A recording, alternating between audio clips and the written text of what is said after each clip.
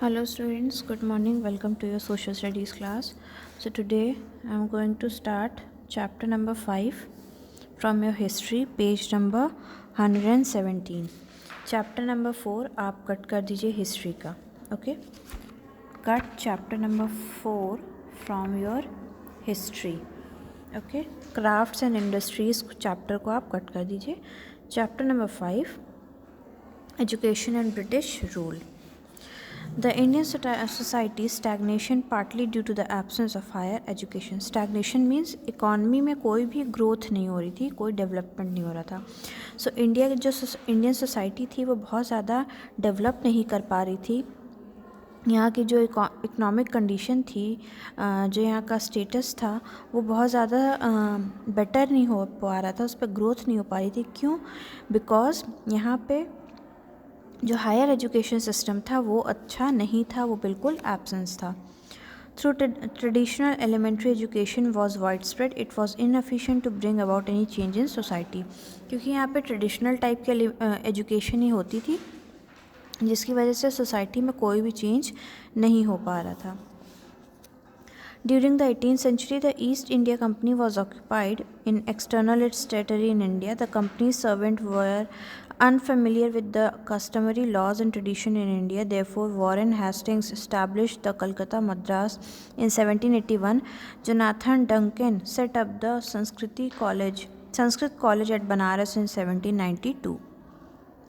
So इसके बाद 18th century में कुछ फील्ड्स में डेवलपमेंट स्टार्ट होने लगे. ईस्ट इंडिया कंपनी ने जब ऑक्यूपाई कर लिया इंडियन टेरिटरी को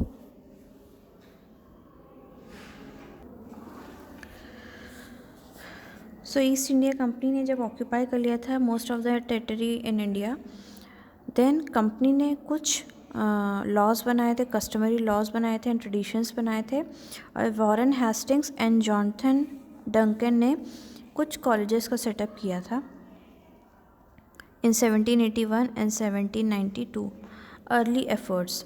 In the beginning, the East India Company thought that development of education was not necessary. Actually, it was more concerned with making profit than anything else. तो starting में जो east India company थी उनका क्या ये thought था, क्या thinking थी कि डेवलपमेंट के लिए एजुकेशन ज़रूरी नहीं है. Actually it was more concern about profit making, क्योंकि वो ज़्यादा कंसर्न थे प्रॉफिट मेकिंग के लिए कि प्रॉफिट बना सकते हैं. Because the company was about after all the commercial concerns. After some time however the need for the law paid clerks compelled it to take interest on the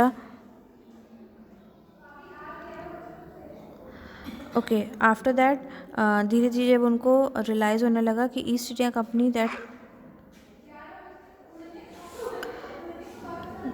that की development के लिए colleges होने चाहिए, then बहुत सारे college को establish किया गया. After that debate between the Orientalist and Anglist. Interference of the British government in the education system of India led to the controversy between two groups called the Anglist and the Orientalist. Who were they?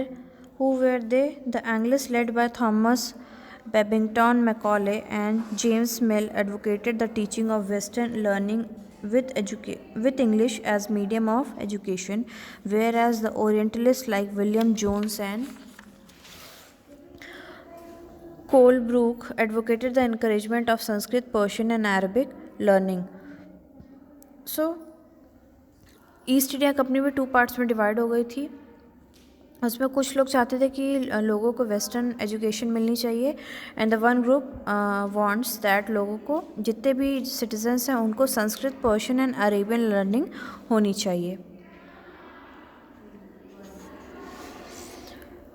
Next is the Woods Dispatch on Education. The committee was set up in 1854 to recommended improvement in education.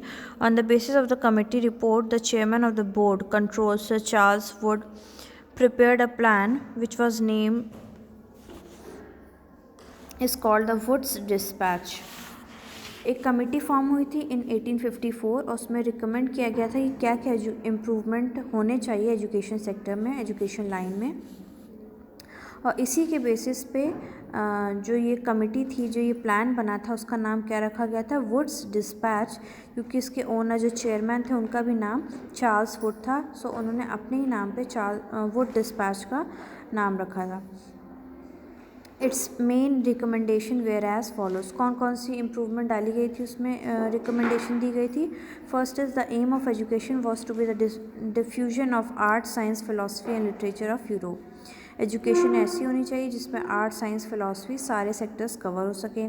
More and more colleges, high school and primary schools were to be open. ज़्यादा से ज़्यादा college, primary schools, high schools open होने चाहिए। Elementary education पे ज़्यादा attention देनी चाहिए और कुछ यूनिवर्सिटीज़ भी इस्टेब्लिश होनी चाहिए in Calcutta, Bombay and Madras on the model of London university. London university के मॉडल पे कैलकाटा, बॉम्बे एंड मद्रास में भी यूनिवर्सिटीज़ होनी चाहिए। The local schools and the new rule. Then there are over 1 lakh pathshalas in Bengal and Bihar. There were small institutions with no more than 20 students each, but the total number of children being taught in these pathshalas were considered over 20 lakhs. So पहले के time में, ancient time में पाठशालाज होती थी instead of schools. The system of education was flexible. There were no fixed fee, no printed books. सो उस time पे जब पाठशाला सिस्टम था तो जो सिस्टम था वो बहुत फ्लेक्सिबल था. मीन्स कि कोई एजुकेशन फ़ीस नहीं होती थी, प्रिंटेड बुक्स नहीं होती थी, सेपरेट स्कूल बिल्डिंग नहीं होती थी, बेंच चेयर नहीं होती थी, black board, separate classes, roll call, annual examinations, regular time table, ये सारी चीज़ें नहीं होती थी. कहीं कहीं पे तो ट्रीज़ के नीचे भी कुछ पाठशालाज रन होती थी जहाँ पे स्टूडेंट्स गैदर होके वहाँ पे ट्री के अंडर में, बनियान ट्री के अंडर में बैठ करके वो लोग पढ़ सकते थे. The flexible system was suited for local needs. For instance classes were not held during harvest time. जो फ्लेक्सिबल सिस्टम था इसलिए क्योंकि कई बार ऐसा होता था वो लोग नीड्स के अकॉर्डिंग भी क्लासेस को शिफ्ट करते रहते थे. जैसे हार्वेस्ट का टाइम है, उस टाइम पे क्लासेस नहीं होती थी. जब प्रोडक्शन होता था उसकी जो हार्वेस्ट होती थी उस टाइम पे नहीं होता था. देन अगर बहुत ज़्यादा बारिश हो रही है या कोई फेमीन हो गया या पीजेंट्स फैमिलीज़ कुड स्टडी, ये सारी सिचुएशंस में पाठशाला को रन नहीं किया जाता था. Drawbacks of the new education policy. क्या क्या ड्रॉबैक्स थे न्यू एजुकेशन पॉलिसी के. पाठशालाज were accepted. The new rules were supported through government grants. Those who were unwillingly to work with in the new system receive no government support. पाठशाला को government support किसी भी तरीके का नहीं मिल रहा था. जो विलिंगली ये खुद से रन करना चाहते थे पाठशाला वो कर सकते थे. The new rules and routines had another consequences in the earlier system. Children from poor peasants family had been able to go to pathshala. पहले के टाइम क्या होता था कि जो पुअर फैमिलीज़ के भी जो चिल्ड्रन थे वो पाठशाला में जा सकते थे क्योंकि उसका कोई टाइम टेबल फिक्स नहीं था. लेकिन जब सिस्टम सेटअप हो गया, जब न्यू सिस्टम आ गया एजुकेशन का, उसके बाद रेगुलर अटेंडेंस होने लगी वहाँ पे even during harvest time when children of poor families had to work in their field. और जब छोटे छोटे बच्चों को फील्ड्स में भी वर्क करना पड़ता था और रेगुलर अटेंडेंस सिस्टम हो गया जिसकी वजह से वो स्कूल अटेंड नहीं कर पाते. Only a small fraction of the population was enrolled in the schools. बहुत ही स्मॉल अमाउंट में बच्चे इनरोल्ड थे in schools. New text books आ गई थी. जो एटमॉस्फेयर था वो बहुत ज़्यादा चेंज हो रहा था. ब्रिटिश रूल की वजह से स्कूल यूनिफॉर्म आ गई थी. कोई भी स्कूल ऐसे नहीं छोड़ सकता था without examination. Next is the Mahatma Gandhi and colonial education. Gandhiji's experience in South Africa was not only changed his outlook on political but also helped him to see the role of education in the struggle against British. He argued that colonial education has created a sense of inferiority in the minds of Indians. He said to give millions of knowledge of English to enslave them. So Gandhi ji का क्या experience था कि education ऐसी होनी चाहिए कि जो Indian minds हैं उनके पास नॉलेज ज़्यादा और रादर किसी रूल्स एंड रेगुलेशन पे से फॉलो करना चाहिए.